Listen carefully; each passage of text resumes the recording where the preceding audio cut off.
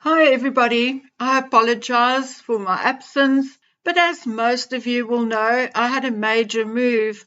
We did not only move home, but also move town. Well, all done now, so we are back, and hopefully, at least for a while, all will go according to plan. I had a few requests to talk about the murder of Madeline Soto, and I'm going to do just that. But instead of doing an in-depth on Madeline, I am going to likely lapse into a rant and bring in other equally devastatingly sad cases, like that of Joslin Smith in South Africa, Summer Wells, and a few others I have followed over the years. Madeline Soto was reported missing around 8 p.m. on the 26th of February by Stefan Stearns, her mother's boyfriend.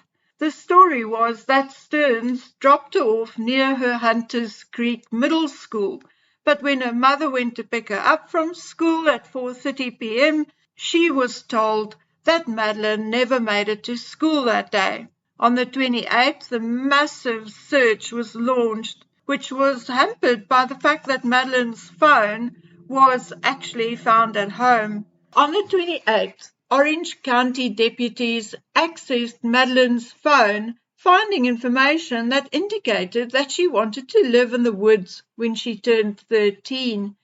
Deputies searched all the areas in which she was reportedly seen and any areas of interest, but came up empty. However, later that day, the sheriff announced that Stefan Stearns was arrested as prime suspect. In a further release, investigators said that they found disturbing images when they searched Stearns' phone, and a further review showed that someone had tried to delete the evidence ahead of time. The images and videos on his phone were criminal and sexual in nature, and detectives were able to link the crimes to the family home, hence Stearns' arrest. On February 29th, more details were released. Stearns stuck to his story that he dropped Madeline off near his school, but traffic cameras disputed this. On the 1st of March, investigators said that they were confident that Madeline was already dead and likely killed at her Kissimmee home, from where Stearns must have moved her body. Stearns was actually caught on camera throwing items into a dumpster at the Kissimmee apartment complex at around 7:35 a.m. on February the 26th. And then Madeline's backpack and her school-issued laptop were indeed found in the dumpster. Madeline's body was finally recovered in a wooded area off Hickory Tree Road in Osceola County. Released court records show that Stearns is accused of sexually abusing Madeline for years, at least as far back as 2022. So that is indeed the tragic death of Madeline Soto in a nutshell. A man who was brought into their home by her mother, a man spoken of as Madeline's stepfather, even though he was not married to her mother, an adult, someone Madeline was supposed to rely on for guidance and strength and protection, had abused her physically, mentally, emotionally, and finally took her life. We are not going to talk about Madeline's mother yet, okay? Here in South Africa, we currently have the case of Joslin Smith, a pretty little 6-year-old girl who disappeared just over 2 weeks ago when she was left in the care of her mother's boyfriend. Saldanha Bay Police and community searched. The help of Cape Town detectives were called in, and even the Navy helped out at one point. But to date, no sign of little Joslin had been found. Although there is talk of bloodied clothing, but as of today, the 10th of March, there had been no confirmation from law enforcement that the clothing found is in any way linked to Joslin or even the search for her. One would assume that law enforcement is waiting for forensic tests to be completed.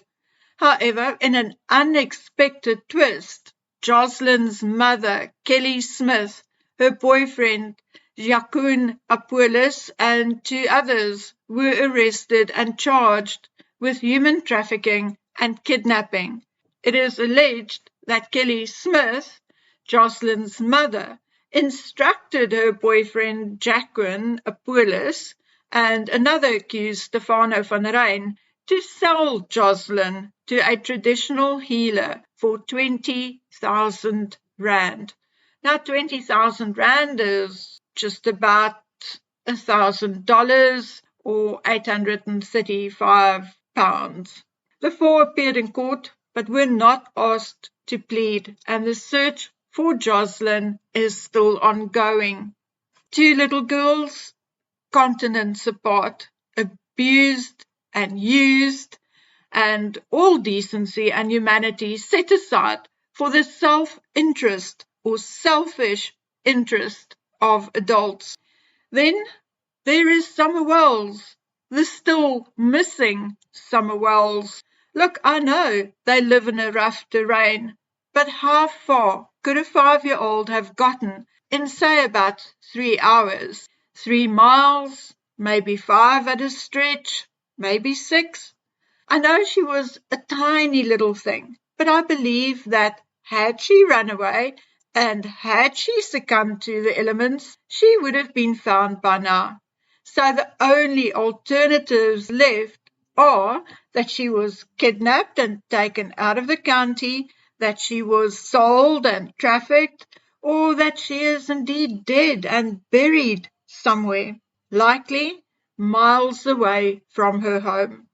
Fact remains that someone knows what happened, and like in the case of Joslin Smith, nobody is actually speaking up. And like in the case of Madeline Sto, not even the mothers of Madeline Joslin Summer and so many others are actually speaking up.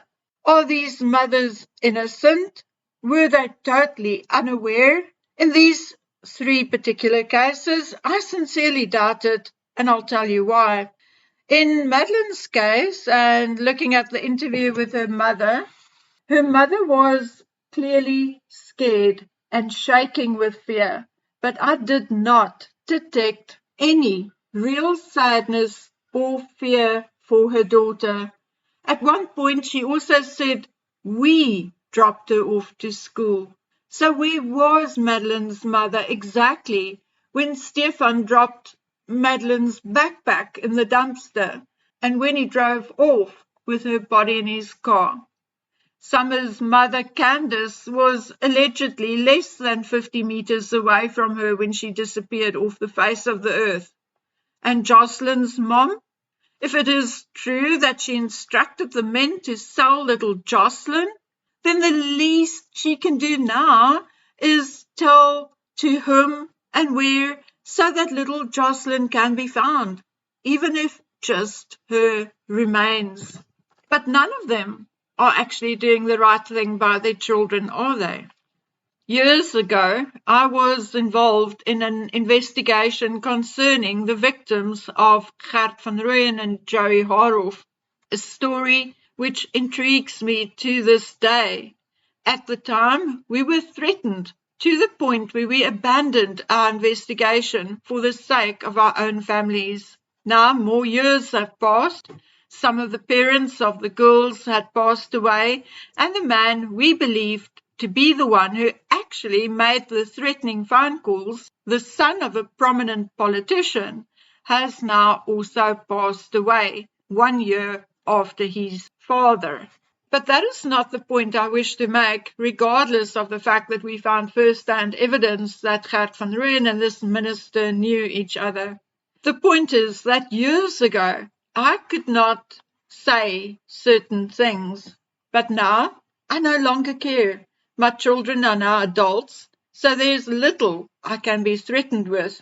Now, those years in the late 80s, there was a very intricate investigation afoot. It did not take too long for 6 cases from different areas, even different provinces, were linked and later linked to the same 2 people, namely Gert van Rijn and Joey Haarhoff. And that was after a kidnapped girl actually escaped and pointed police in their direction. A chase ensued and Gert and Joey were shot. Some say Gert shot Joey and then himself, and others are convinced that they were shot by the police. But at some point, I'll do another longer report on this. There was something we discovered during our investigation, and in a completely different video, we may discuss that a bit more. However, it came to our attention that one of the missing girls' mothers received 50,000 rand allegedly to be utilized in the search for her daughter.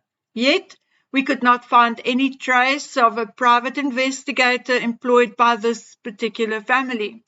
Some of the other families have indeed paid for private investigators and solicited help from other sources, but not this particular family. When we approached, again, this particular family for a photo or photos of 2 of the girls, photos other than the 2 which appeared in the media and maybe an old school book, and so on and so forth, so that we could compare handwriting, see whether we could get DNA, etc., etc.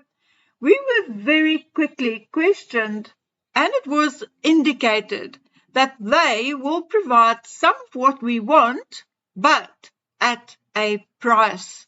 They were open to negotiation, obviously. When I explained that we are a group of professional and non-professional people doing the investigation at our own cost and are therefore not prepared to pay anyone for anything unless it is information which will lead to a conviction or to the recovery of the girls dead or alive. The 2 ladies turned nasty, and that was the end of that.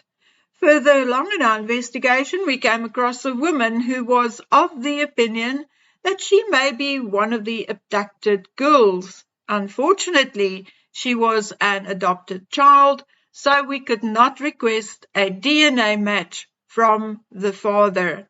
However, we were hoping that with the father's help, we could somehow discover the truth, maybe a shared memory or something unique only they could know. But we were informed by a family member that they politely declined our offer as they do not wish to drag up sad old memories again. Yes, my friends, indeed, just like that, like you are ever supposed to stop wondering what happened to your child. So the point is that statistics tell us that parents, one way or another, are responsible for over 90% of abductions. Many of those are, of course, custody disputes, but some are not, and for more nefarious reasons. Also, when we talk about parents, we include step-parents and primary caregivers, like perhaps a grandparent or an aunt or an uncle. Of course, I know of individual cases where a child was abducted and harmed by a stranger, but in so many, well, I would say most of the cases I personally looked into, the parents had some role to play in the disappearance or demise of the child. It is becoming a real and true epidemic, and in a way it's almost lowering the human race to being of lesser rank than even wild animals. The epidemic must stop, but how? Perhaps we should advocate for stricter punishment. Maybe we should stop sexualizing children, and maybe there should be a ban on children in skimpy clothing in magazines. We know that social services can't keep up and often fail the most vulnerable. But in my opinion, we as a society are failing our children. Okay, ladies and gentlemen, this was a significant rant, and we'll revisit the subject and cases again. But for now, we'll step away for a moment, and I wish you a good week ahead. I wish you luck and love until we meet again on the next one. Bye.